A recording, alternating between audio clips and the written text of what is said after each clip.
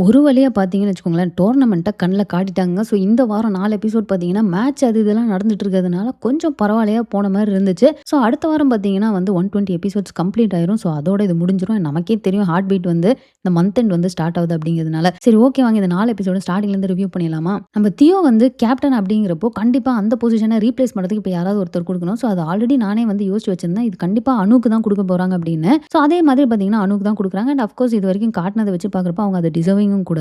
But நமக்கு தான் தெரியுமே அனு அண்ட் தங்கம்குள்ள பிரச்சனை போயிட்டே இருக்கு அப்படிங்கிறதுனால. ஸோ இந்த வாரம் பார்த்தீங்கன்னா வந்து உங்களுக்கு ஆல்மோஸ்ட் 3 மேட்ச் விளையாடுறாங்க. Both men and women. So இதுல வந்து நம்ம விமென்ஸ் டீம் வந்து 2 வின் பண்றாங்க. 1 தோத்து போயிடுறாங்க.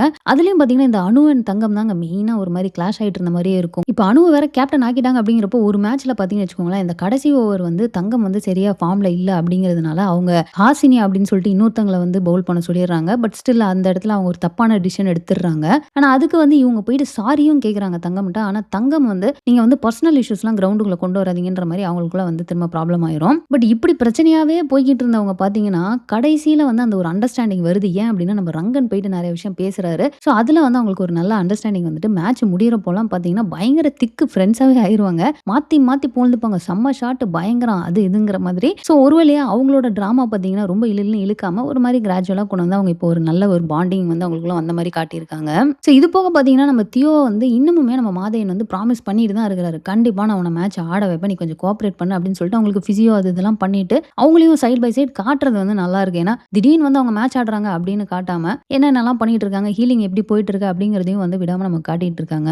எனக்கு தெரிஞ்சு இது என்ன நடக்க போகுது அப்படின்னா, அந்த இப்போதைக்கு குவார்டர் ஃபைனல்ஸ் வந்து குவாலிஃபை ஆயிருக்காங்க இல்லையா? அடுத்து செமி ஃபைனல்ஸ் முடிச்சுட்டு, இந்த ஃபைனல் மேட்ச் நடக்கிறப்போ குரூஷியலான ஒரு சிச்சுவேஷன்ல இருக்க போது, அது கண்டிப்பா ஆங்கர் அகாடமியா தான் இருக்கும்னு நான் நினைக்கிறேன். ஸோ அந்த டைம் நம்ம தியோ வந்து மாசா ஒரு என்ட்ரி குடுப்பாங்க. இது போக பார்த்தீங்கன்னா, நம்ம மென்ஸ் டீம், பாய்ஸ் டீம் தாங்க ஐயோ கடவுளேன்ற மாதிரி அப்படி அடிச்சுக்கிறாங்க. அதாவது கிரவுண்ட்லயும் வந்து அந்த சீனியர்ஸ், ஜூனியர்ஸ் அப்படிங்கிற பிரச்சனை வந்துகிட்டே இருக்கு. நீங்க பார்த்தீங்கன்னா, அந்த 3 மேட்ச்ல 1 தான் வின் பண்ணியிருப்பாங்க. மீதி 2மே தோத்துருப்பாங்க. இன்ஃபாக்ட் அந்த வின் பண்ண மேட்ச்லயும் பார்த்தீங்கன்னா வந்து இந்த மணி அண்ட் வேலு அவங்களுக்குள்ளலாம் செம பிரச்சனை நடக்கும். மணி அவுட் ஆயிட்டு வரப்போ பார்த்தீங்கன்னா, நம்ம ரங்கன்லாம் இந்த அளவுக்கு டென்ஷன் ஆகி கத்திருக்கவே மாட்டாரு.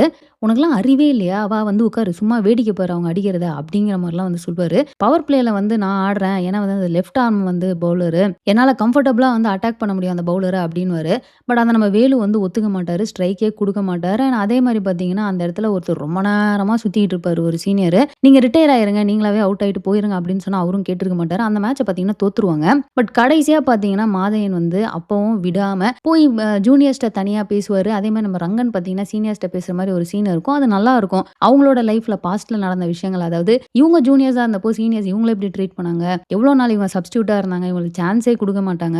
இவ்ளோ கஷ்டப்பட்டு நாங்க வந்தோம். பட் உங்களுக்கு ஃபர்ஸ்ட் மேட்ச்லயே இவ்ளோ கிடைக்குதுன்றப்போ, கண்டிப்பா அந்த இன்செக்யூர் ஃபீலிங், அந்த ஒரு பொறாமை எல்லாமே இருக்க தான் செய்யும். இன்ஃபாக்ட் எனக்கே அந்த பொறாமை இருக்கு உங்கள பார்த்தா. அப்படின்னு சொல்லி அவர் ஓப்பனா வந்து பேசி அந்த பசங்களுக்கு புரிய வச்சது. சீனியர்ஸ் அண்ட் ஜூனியர்ஸ் ஒண்ணு சேரணும் அப்படிங்கிறதுக்காகவே பார்த்தீங்கன்னா, அங்க ஒரு சண்டை நடக்கும். அந்த இடத்துல மணி, பாண்டு, வீராலாம் இருக்கிறப்போ, ஜாக்கிலாம் வந்து இவங்களுக்காக அந்த இடத்துல நின்னு எப்படி யார் மேல கை வைக்கிறேன்ற மாரி சொல்லி இவங்களுக்குள்ள வந்து ஒண்ணு சேர்ந்துருவாங்க. ஸோ இந்த கான்செப்ட் நம்ம ஆல்ரெடி பார்த்தீங்கன்னா, மணி அண்ட் பாண்டுவும் சண்டை போட்டிருந்தப்போ பார்த்தீங்கன்னா, அவங்களும் இதே மாரி ஒரு இதுல தான் சேர்ந்திருப்பாங்க. இது ஒரு தெரிஞ்ச டெம்ப்ளேட் மாரி ஃபீல் ஆச்சு. ஸோ இப்போ என்ன சிச்சுவேஷன் அப்படின்னு பார்த்தீங்கன்னா, மறுபடியும் பாயிண்ட்ஸ் பேஸ் பண்ணி ஒரு சான்ஸ் கிடைக்குது. என்னன்னா நாக் அவுட் ரவுண்ட் வைக்கிறாங்க. ஸோ இதுல இவங்க அதிக ரன் ரேட்ல செமையா வின் பண்ணாங்கன்னா, குவார்டர் ஃபைனல்ஸ்க்கு போறதுக்கான சான்ஸ் இருக்கு அப்படிங்கிற ஒரு சிச்சுவேஷன் வருது. ஸோ இதுல வந்து அவங்க பயங்கரமா பேட் பண்ணி அதுவும் பார்த்தீங்கன்னா, அந்த கமெண்ட்ரி குடுக்குறப்போ நம்ம மாதையன் வந்து உள்ள இறங்குறப்போ, கேப்டன் வந்து ஃபினிஷரா வருவாரு. ஆனா அவர் முன்னாடியே வந்துட்டாரு அப்படின்னு சொல்றது. அண்ட் அந்த இடத்துல அவர் சேஸ் பண்ணி ஒரு 6 அடிச்சு மேட்ச முடிக்கிறது. ஸோ இதெல்லாம் பார்த்தீங்கன்னா, ஆல்மோஸ்ட் நம்ம 2011 வேர்ல்ட் கப்ல வந்து தோனியோட என்ட்ரி மாரியே வந்து ஃபீல் ஆயிருக்கும். அண்ட் இதுல பார்த்தீங்கன்னா, நம்ம தங்கத்துடைய கமெண்ட்ரிக்கு போட்டது அப்படியே சார்பேட்டா பரம்பரை தான் ஞாபகம் வந்தது. அண்ட் அவரு வந்து இந்த கமெண்ட்ரி அப்படிங்கிறத நெறைய படத்துலயும் அவர் பண்ணி நம்ம பார்த்திருப்போம். ஸோ ரொம்ப ஆப்ட்டா ஒரு நார்மலான ஒரு மேட்ச் அப்படிங்கிற ஒரு ஃபீல் வந்து இருந்துச்சு. ஸோ இது போக பார்த்தீங்கன்னா, நம்ப கிரீஷ் வந்து அவர் மாமாட்ட பேசுற மாரி ஒரு சீன் இருக்கும். கிரீஷ் ரொம்ப நல்லவர் ஆயிட்டாருங்க. ஓகேங்களா? ஸோ அவரு வந்து பார்த்தீங்கன்னா, அவங்க மாமாட்ட போயிட்டு என்ன இவ்வளோ ஹேப்பியா இருக்கீங்கன்னு கேட்கிறப்போ, இல்ல எம்என்சிய வந்து டோர்னமெண்ட்ட விட்டு வெளிய போகுது. அத நினைச்சா சந்தோஷமா இருக்குன்றப்போ, நம்ம கிரீஷ் வந்து, "ஓ! நீங்க இதுக்கு தான் ஹேப்பியா இருக்கீங்களா? நான் கூட நம்மளோட வின்னிங் மொமெண்ட்ஸ தான் செலிப்ரேட் பண்றீங்க அப்படின்னு நினைச்சேன். இன்னொருத்தரோட கெட்ட நேரத்துல தான் வந்து நமக்கு நல்ல நேரம் ஆரம்பிக்கும். இதெல்லாம் உனக்கு சொன்னா புரியாதுன்ற மாரி பேசுவாரு. எந்த அளவுக்கு அவர் ஊறி போயிருக்கிறாரு அப்படிங்கிற மாரி ஒரு ஃபீல் தான் வந்துச்சு. இதுல மணியோட பிஹேவியர் ஒரு இடத்துல செம்ம இரிட்டேட்டிங்கா இருக்குங்க. அதாவது நம்ம கிரீஷ் வந்து தங்கம்ட்ட பேசுறதுக்காக வருவாரு. அத பார்த்துட்டு இவரு வந்து கடுப்பாயி அங்க போய் ஃபர்ஸ்ட் பால்லயே வந்து பவுல்டு அவுட் ஆயிருவாரு. அந்த கோவத்த வந்து சும்மா தங்கம் மேல அப்படி காட்டுவாரு. "நீ வேணும்னே வந்து பேசுனியா? வேற யாரும் இல்லையா பேசுறதுக்கு? என் கண்ணு முன்னாடி தான் பேசணுமா?" அப்படிங்கிற மாரி. இந்த மணி வந்து எப்படின்னா, நம்ம ஸ்டார்ட்டிங்ல பார்த்த மணிக்கும் இப்பைக்கும் அப்படி ஒரு எக்ஸ்ட்ரீம் டிஃபரன்ஸா இருக்கு. இருக்கு. ஸ்டார்ட்டிங்லலாம் பார்த்தீங்கன்னா, மணி வந்து அவ்ளோ ஜாலியா சிரிச்சுக்கிட்டு கோவம்னா வருமா வராதான்ற மாரி ஒரு கேரக்டரா காட்டுனாங்க. இது ஒரு ரொம்ப மோசமான ஒரு டிரான்சிஷனா ஃபீல் ஆகுது. அண்ட் இது போக பார்த்தீங்கன்னா, பத்மா வச்சு ஒரு சீன் இருக்குங்க. அதாவது நம்ம தியோ போயிட்டு பத்மாட்ட பேசுறப்போ, பத்மாவ பார்த்தீங்கன்னா பெஞ்ச்ல வந்து உட்கார வச்சிருக்காங்க. ஸோ அவங்க வந்து நான் எம்என்சில இருக்கப்போ ஒரு பொசிஷனுக்காக ஃபைட் பண்ணேன். ஆனா இப்ப இங்க போயிட்டு நான் மேட்ச் ஆடுறதுக்கே ஃபைட் பண்ணிட்டு இருக்கேன் அப்படின்ற மாரி அவங்க ரொம்ப பிரேக் ஆயி அழுவுற மாரி காட்டியிருப்பாங்க. என்னதான் இத்தன நாளா பத்மா அப்படிங்கிற கேரக்டர் பெருசா காட்டல அப்படின்னாலும், அந்த கன்டினியூட்டிய விடாம அவங்க எங்க போனாங்க, அவங்க இப்ப என்ன நிலைமையில இருக்காங்க அப்படிங்கிற மாரி அழகா அதையும் வந்து காட்டுனது நல்லா இருந்துச்சு.